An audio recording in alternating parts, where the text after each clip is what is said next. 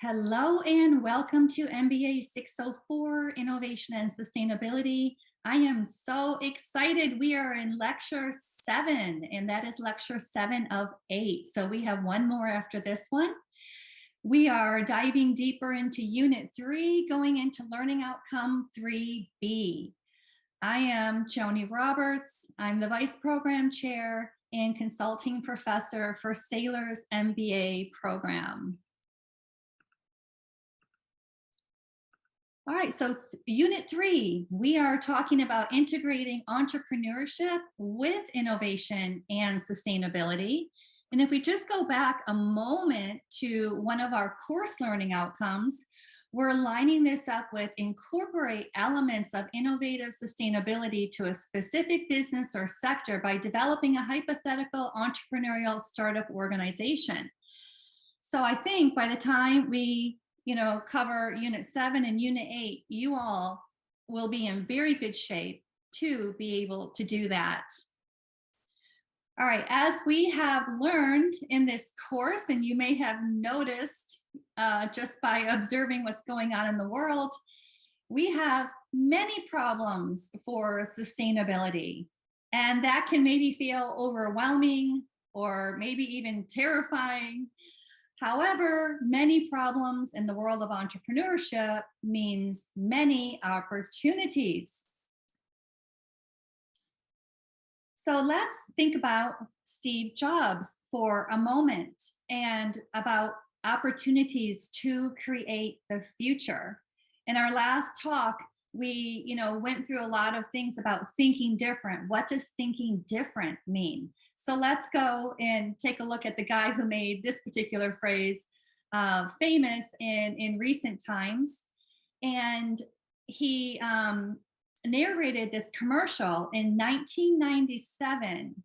And I'd like to point out that that was Apple's 20th year in business.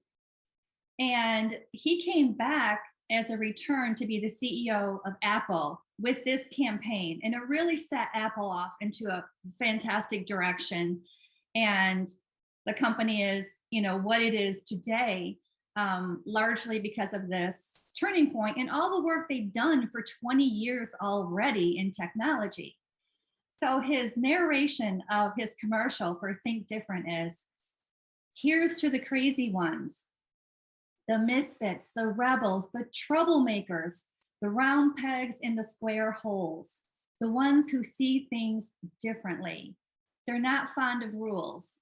You can quote them, disagree with them, glorify or vilify them, but the only thing you can't do is ignore them because they change things. They push the human race forward. And while some may see them as the crazy ones, we see genius, because the ones who are crazy enough to think they can change the world are the ones who do. So let's reflect on that for a moment, because 1997 was 25 years ago from now. They'd already been in business for 20 years. And let's compare that to sustainability. We've talked a lot about what can happen in 10 years' time, right? We've given some scenarios to that throughout this course. Now imagine what can happen in 25 years. If we stay on this path of sustainability, where will we be 25 years from now? I mean, think about the Apple computer through all of its iterations throughout its lifetime. Think about the beginning of what a computer looked like. Think about the 20-year point and think about that today. And we can imagine how sustainability and all the innovations happening can change the way we do things. And that's by thinking different. Now, let's think about all of the things we do and use that once were not the norm. Well, that is just about everything. So change is constant. And when you are leading change and innovating and being crazy enough to try things out, you can truly change the world. So humanity's come quite a long way. All right, next we want to think about In what ways do sustainability entrepreneurs approach need identification and problem solving differently? When it comes to opportunities, we have differences between traditional entrepreneurs and sustainability entrepreneurs. So, traditional entrepreneurial thinking still applies. You need to think about what are the conditions that have created a marketplace opportunity for my idea. What do people want and need new at this point in time? What are the factors that have opened up the opportunity? Will this opportunity be enduring, or is it a window that's open today but likely to close tomorrow? If you perceive an unmet need, can you deliver what the customer wants while generating durable margins and profits? All of that thinking still applies in the sustainability entrepreneurial world. However, you ask a few more questions. You ask, how can you meet the need by including human health and well being, by including societal impacts on communities, with the smallest ecological footprint possible, and with material and energy choices that enhance the environment and natural systems, and by reducing negative impact and improving the larger system outcomes whenever and wherever possible. All right, so here are some ideas on ways to integrate sustainability ideas. We are going to look at 5 different elements that open up new vistas for creativity. These are systems thinking, molecular thinking, weak ties, outside ties, collaborative adaptation, and radical incrementalism. Let's see what this means. Well, in our earlier lecture, lecture 3, we did talk about systems thinking. And we talked about the change from a linear economy to a circular economy. So this is a slide from that lecture where we saw the linear economy is compartmentalized into take, make, waste. And it has that profit-driven focus, right? They just consider materials from extraction to end of life. And it's this short-term thinking, profit-driven agenda, and it represents the product design and development and usage of the industrial revolutions of the 19th and especially 20th century, and especially the recent 50 years. And now we know that systems thinking, this is again from lecture 3, is dynamic and complex, and that we recognize that business exists within the context of society and the environment. Business is not compartmentalized from those things. So it's a system of components that affect one another and form a large pattern that's different from any of the individual parts. Now, earlier in our lecture series, we had, the coffee cup example. Today, we are going to imagine a river to explore systems thinking. All right, in your mind, imagine a river and ask yourself, what do you see? Do you see a winding line on a map? Do you see a favorite fishing spot? Or perhaps a tumbling, rushing water? Do you also include the wetlands and the wildlife, both visible and microscopic? Do you see human communities along the water? Do you see the impacts on the river from this human activity? Do you see the ultimate endpoints of the water flows, the estuaries, the deltas, and the sea? Do you include the water cycle from the ocean through evaporation, raining in the mountains, regenerating the headwaters of the river? So in other words, do you see the river as its component parts or as an integrated living system? If you think only about the fish or the single stream, you miss what makes the river alive. You miss what feeds it and what it feeds. Well, that's systems thinking. So how can this make a difference for us in innovation and entrepreneurship when it comes to product design and strategy?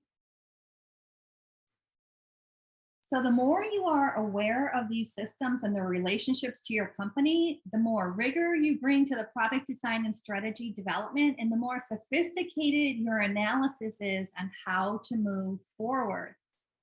So when systems thinking guides strategy and action, the collision between business and natural systems becomes a frontier of opportunity. We can look at Shaw Industries in Dalton, Georgia. They make flooring, in particular carpet. They make all sorts of flooring. And they radically transformed their business with systems thinking and innovative product design. They underwent a profound strategic reorientation and redesigned its products, carpets, not in the traditional linear make, use, waste model, but in a sustainability inspired circular strategy. Shaw now takes back products at the end of their useful life, disassembles them, and remanufactures them as new carpets. And today, 88% of products Shaw manufactures are cradle to cradle certified. So that is fantastic. They are a remarkable success story in an industry that was not known for circularity in modern times. Remember, pre industrial era and use of particularly petrochemicals, most everything was circular. We don't see a lot of leftover housing or equipment or clothing from previous centuries, do we? That was made of products that just went back into the earth for the most part. And so that's what we're trying to get back to, but in a modern context. How do we do that today with the current state of our world and technology and how far we've come? How do we make that circular again? We're kind of getting back to how nature naturally works and operates. Another way, all right, so that was systems thinking. Another way is molecular thinking. So think like a molecule. What does that mean? It's actually doing systems thinking on the micro level. And some of our most urgent environmental health problems are caused by not the things that we can see, but by microscopic and perhaps nanoscale compounds. And these tend to be persistent contaminants that remain invisible in the air, soil, water, and subsequently accumulate inside our bodies and through ingestion of food and water. And same for animals. And if you eat animals, you are most likely ingesting all of that through animals as well. So molecular thinking can reveal innovation opportunities that address hazardous materials exposure problems. And a subset of this is green chemistry and looking at toxicity prevented at the molecular level. And we're moving from those petroleum-based products to a bio-based economy. And we can see the application of molecular thinking and green chemistry in all sorts of products like adhesives, cleaning products, chemicals, fuels, energy, paints, coatings, pesticides, pharmaceuticals, plastics, and on and on. Now, there is another idea for you to think about when you're coming up with your own innovative entrepreneurial idea. Another is looking at weak ties, also known as outside ties. And this means thinking about people that you could collaborate with for idea generation or knowledge sharing.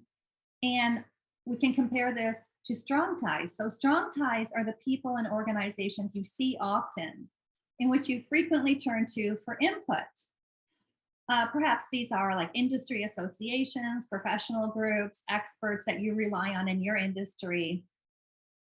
And the longer the duration of strong ties between two entities, the more similar your perspectives become. And people from the same circles tend to share the same pools of information. And that may be okay, right? You may want that information. Yet to change things up, to think different, we need to consider going with weak ties. And weak ties are with unconventional partners who can provide new and diverse information that links strategy more coherently with broader systemic forces. So, this is still getting into systems thinking and getting outside of your own bubble and thinking beyond and meeting with people who are in other fields and other other sciences and other professions. So weak ties bridge the corporation to outside world events and stakeholders. This triggers innovative thinking with fresh ideas and viewpoints likely to diverge with internal leaders. So be ready for that. Internal leadership may not grab onto the ideas quickly, and you may have to, be the one who's thinking differently for a while until you can convince other people to see the value in this way of approaching a problem. And something to consider is that the most innovative ideas for success may come from those most critical of the business. This can be like activists and protesters, those that are speaking out against the way you are doing business. And a weak tie would be to engage these people, engage these groups, hear what they have to say, and maybe you can find a better way to solve problems and do business. Another way is through collaborative adaptation. So these are value added networks, also called bands. And bands are composed of closer and stronger ties within your firm and its inner circle of collaborators. But these tend to be the untapped, underappreciated resource for ideation and feedback and adaptation. So Vans can offer a wealth of creativity and innovation in the iteration and implementation process. Okay, so Vans are more successful in implementing sustainability innovations in companies already open to change and known to be culturally innovative. That's important. Your internal culture needs to be one that enables innovation, that enables creativity and ideation. And now companies are like that. And innovative companies, though, need to intentionally create a culture where innovation can happen and people can share ideas. And you want to move past the status quo and the way things have always been done. And that takes the right leadership to do that. So sometimes all that is needed to catalyze a van is asking the right question. And this is so important because sometimes we forget to ask people around us for feedback. And this could be maybe a long-term supplier, and you just have a supplier relationship, but maybe you never asked, can we do this better? And how can we do this better related to environmental and sustainability attributes? And you may be surprised at how many ideas they have that they just never shared because they were never asked and didn't know you were interested. So you can engage stakeholders and partners along the supply chain as well.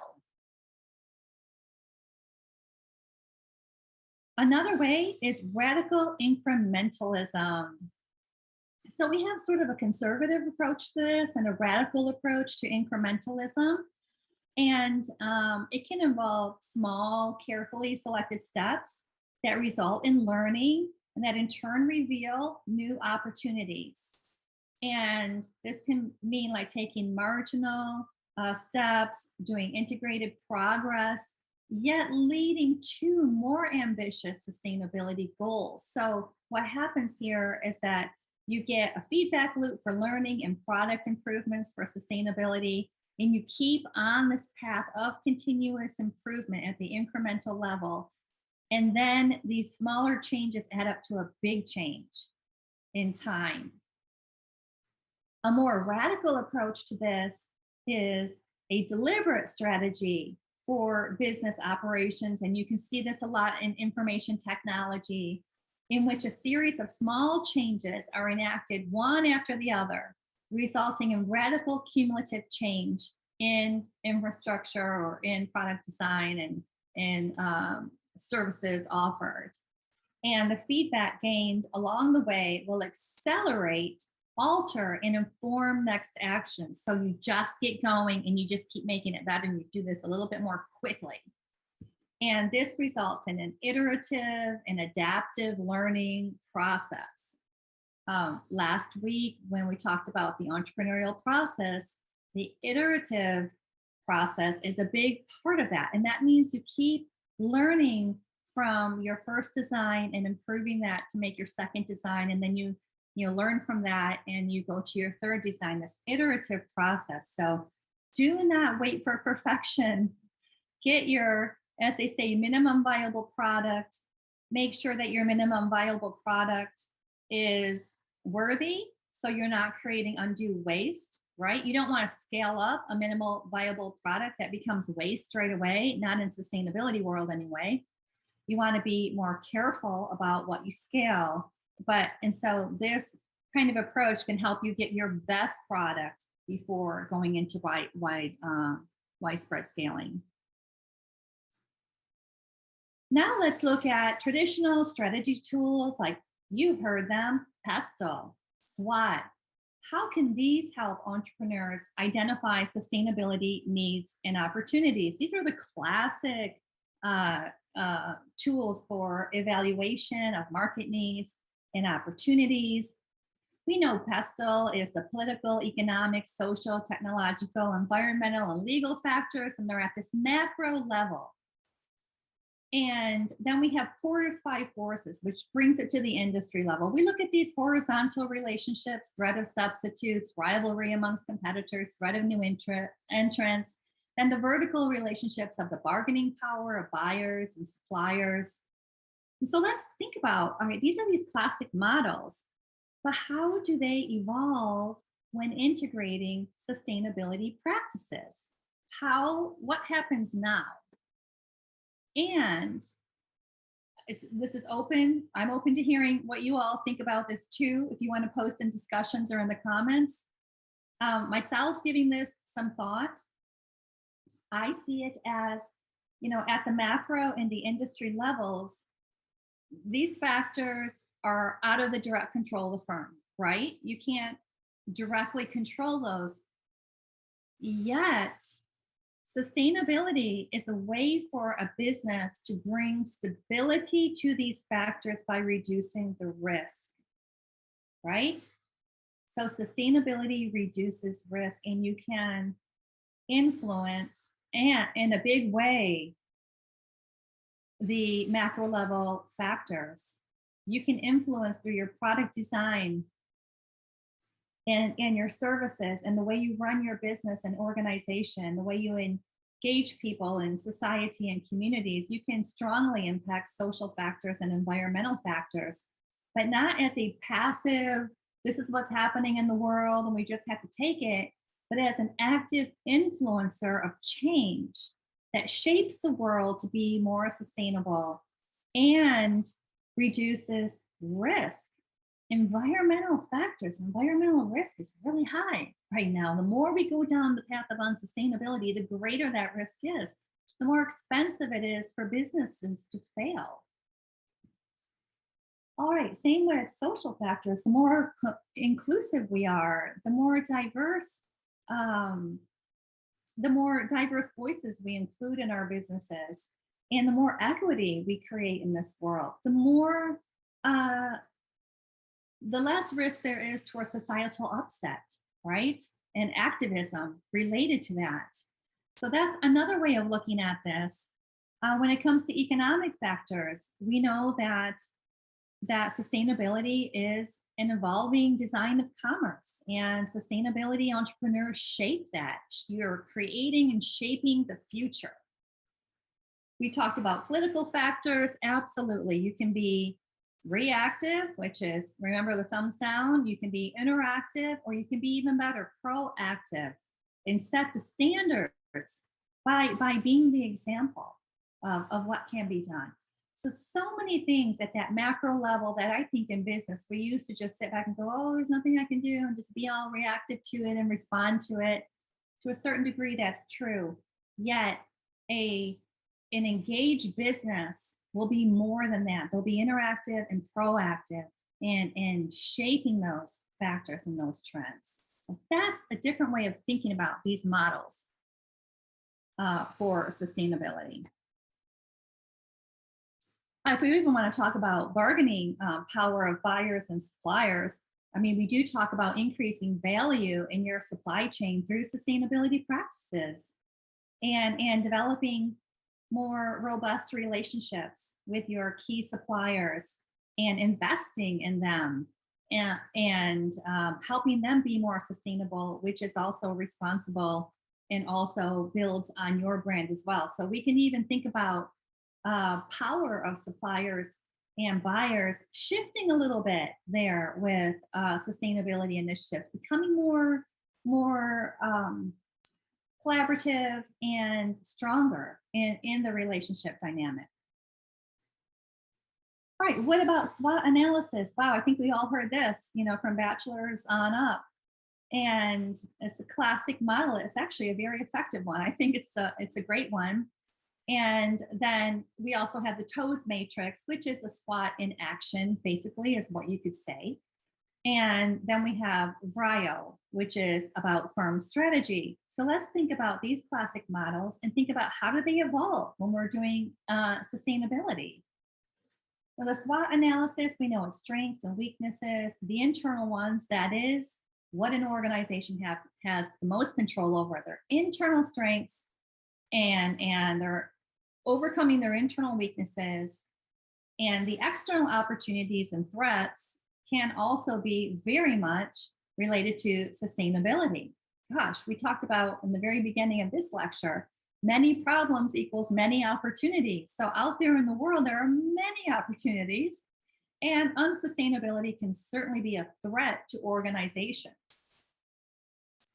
Now, when we get into the TOES matrix, this is just where you want to leverage your strengths to take advantage of opportunities and overcome threats. And you want to mitigate weaknesses by taking advantage of opportunities while minimizing the potential threats. Now, VRIO. So what are we looking at here? We are looking at competitive strength of a company and their firm strategy to see if their competencies are valuable, rare, inimitable, and exploitable. So how do we think of value and sustainability? Is a resource valuable to a firm because it helps it take advantage of opportunities or eliminate threats? Let's think about value. Value's shifting, isn't it? It's more about shared value. It's more about creating value and being a value-driven, purpose-driven organization as well, and aligning to your values. So is this resource, something you're creating, a service, a product, valuable to a firm because it helps it take advantage of opportunities or eliminate threats? All right, rarity. Is this competency or this resource, product, service, idea rare in that it is controlled by or available to relatively few others? Well, that gives your business the opportunity to be durable in its profits. So that is important in all companies. Imitability. Is a resource difficult to imitate so it can retain advantages over those who might try? So that's that question. Is this a sustainable competitive advantage? Using sustainable as in the way of enduring. Will this advantage last? You need to know that, so you know that your product isn't here today, gone tomorrow, and you need to balance that with the sustainability leadership practices of knowledge sharing. And you need to build an industry that's sustainable, and you need to do that for your own success as well. Just briefly think about electric vehicles.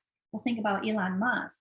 Why did he share so much about the electric vehicles and some of the proprietary information of Tesla and some of the competitive advantages, some of the design aspects of electric vehicles with the rest of the automotive industry.